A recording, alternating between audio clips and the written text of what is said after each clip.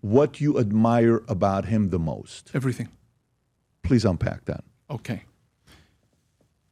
The Muhammad that the West has been introduced to is not our Muhammad, the Muhammad of the Quran. Very important. And please, Patrick, ask me any question. And if you feel I haven't answered you, please go back and make sure that you're satisfied with my answer.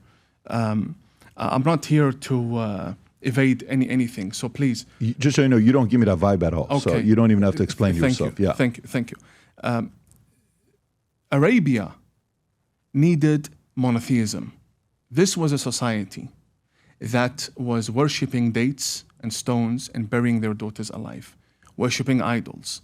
The tradition of Abraham was corrupted in Arabia. Mm-hmm. We call this the time of ignorance, Zaman al-Jahiliyyah. God sent a man, we believe, in the same way he sent Moses and Jesus. His name is Muhammad. Mm-hmm. He sent him to Arabia not to start a new religion, but to continue the religion of previous prophets.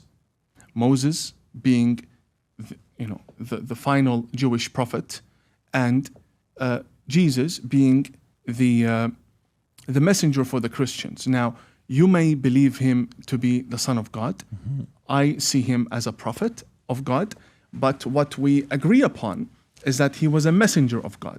What he came with came from God, came from you call him the Father, I call him Allah. The Prophet Muhammad, you may read the Quran that he came down with. And we say he came with, but it was revealed to him. So it did not come down as a tablet, it came down as verse by verse, or certain verses together. His focus in Arabia was monotheism. Who is God? Who is our creator and our responsibility towards him? That's it. That is the main fundamental pillar of the message of the Prophet. Do not worship idols. Do not worship idols that you create with your own hands, and when you get hungry, you eat them out of dates and so on. Do not have sexual relations with your parents. Do not kill your parents. Do not murder the innocent, for example. Respect the basic Noahide laws. This is exactly what our Prophet advocated for. Then there is a development of a religion. That is where it gets more interesting, because it all goes back to those people following the Prophet Muhammad. The Prophet Muhammad was born in 570. He passed away in 632. He was a prophet for 23 years. In 23 years, all of his battles were defensive. And you can look this up as I'm speaking. They were all defensive. And we can speak about treatment of Christians, of Jews, of any group. Ask me any question. I'll tell you this. But before we do so, I want to just point to a book that I think is valuable just for context, by John Tolan, The Faces of Muhammad. Right. So this book shows you that the West itself, in this book, the author, Mr. Tolan, speaks about the faces of Muhammad in the West. Muhammad during the medieval era, how did the Western world view him? Muhammad during the Reformation era, Muhammad during the Enlightenment era. So when you ask me about my prophet, this question is coming from the developments and the events happening in our time. Muhammad was never looked at in a single way by the West. He was looked at as Muhammad the businessman, Muhammad the poet, Muhammad the warrior, Muhammad the father of orphans, Muhammad the statesman, right? So when I speak about the Prophet Muhammad, I'll tell you this. He was a man sent by God to Arabia to guide them towards monotheism and ethics. That's it. That is who he was, and that's what his mission was. And that is exactly what the Quran focuses on. But yes, it's a book that speaks to a developing community. There's going to be conflict. There's going to be war, and there's going to be peace. There's going to be a lot of difficult conversations to be had, and we should not shy away from them. What's the most difficult part of the Quran that you had to accept? No, I accept it all with no difficulty. None of it. No, because there's no question you can ask me that I do not have a rational answer for. The most basic one I'll go to that you've probably been asked a million times that you know of. So Aisha, how do you process that? Aisha was not married to the Prophet at a young age. She was an adult. And I've heard you say this before. She was an adult. Do you know how many people who are Islam, Muslim scholars who do the complete opposite, who don't even debate it? Right. But you debate it. They're preachers. They're not imams. They are preachers. The son of an imam is not an imam. Just because your dad has a mosque and leads prayers and gives you the microphone to speak, it does not make you a theologian. If the average person goes and checks to see, by the way, let's do this. Let me ask the question in a different way. Right. If he did marry Aisha at 6, Right. if he did consummate at 9, Right. would you still be a Muslim? The thing is, he would never do that. No, but here's a different question I'm asking. Right. He would never do that. I'm not asking that question.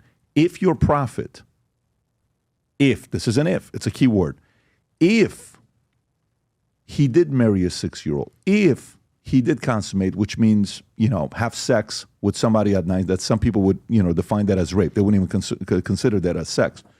If he did, would you still be a Muslim? Would you still see yourself as a Muslim yourself? Patrick, I'm not running away from the question. I swear on my life and on my mother's life. I'm telling you, when you say prophet, to me it means an infallible being that does not make a mistake or make error. It doesn't make sense. Then let me ask the question in a different way, okay?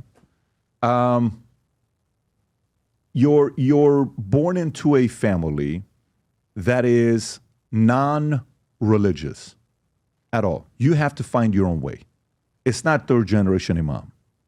They're not Muslim, but it's not atheist. Maybe it's agnostic. You go pick and choose and find your own. Not Christian, not Presbyterian, not Jehovah, not nothing, right?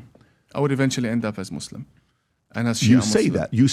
You say that now, and I understand saying that. I would also say I would end up being a Christian myself, and I would say that, but neither one of us know that for a fact. We can play that and say yes, but I get the positioning of you having faith in what you're saying. If we put something on a board, facts of each religion out there, let's name one of them the religion of whatever. But the founder of that religion, who was admired by a couple billion people, if it was factually proven that he married someone at 6 and they had sex at 9, would you ever consider that religion? If, I didn't say Muslim, I said if it was proven that the founder had done that, would you ever accept that religion? No, of course not. You wouldn't? No. Okay, beautiful. But again, the Prophet for us, when you say Muhammad, you know what I process? An infallible human being that does not make mistakes at all or any error. So it's impossible that he would make such a decision. And plus, the issue of Aisha, you have to weigh it against the society and the dates around her. She was born after her sister Asma, and she died before Asma. And I have it in a study which I can definitely send you. She was either from 18 to 21 years old. There is no Muslim consensus that Aisha was 3 or 6 or 9 or 15. None. There are more popular opinions because there is a state behind the publications promoting them. Yes, that I accept. But again, with all due respect, if you put a book in front of me, a history book, and you tell me this book was authored by a very respected man, you know what I'll tell you? I'll tell you with all due respect, Brother Patrick, I know you gave me a book. You put a book in front of me, but God gave me a brain, and I can do mathematics, and I can understand exactly when she was born, Okay. where she was. It's not hard to work it out. Well, 18 to 21. okay. Final verdict. According to your opinion, is 18 to 21, right? According to your But opinion. I have Islamic sources for it. But those are also sources. But they are... So the two sources are debating each other. Again, a source is measured and is judged Okay. based on the author and based on the credibility of the source. So when you're telling me that she was, it's narrated that she's 6 or 9, I understand where that comes from. And I can also tell you that book is banned in certain countries. So that's the same book and I don't want to mention, I don't want to offend X% of Muslims by saying this, but I'll tell you this. If a book is rejected because it was relied upon by ISIS, it should also be rejected if it tells you that Aisha was 6 and that my prophet was a rapist. When we set out to create a shoe that blends comfort, function, and luxury, we had the choice to make it fast, we had the choice to make it cheap. We chose neither. Instead, we chose Tuscany, Italy. We chose true Italian craftsmanship, each pair touched by 50 skilled hands. We chose patience, spending 2 years perfecting every detail, and we chose the finest quality at every step.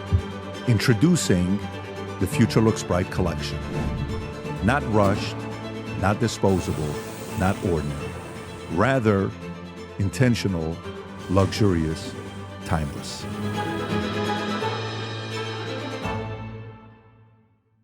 If you enjoyed this video, you want to watch more videos like this, click here. And if you want to watch the entire podcast, click here.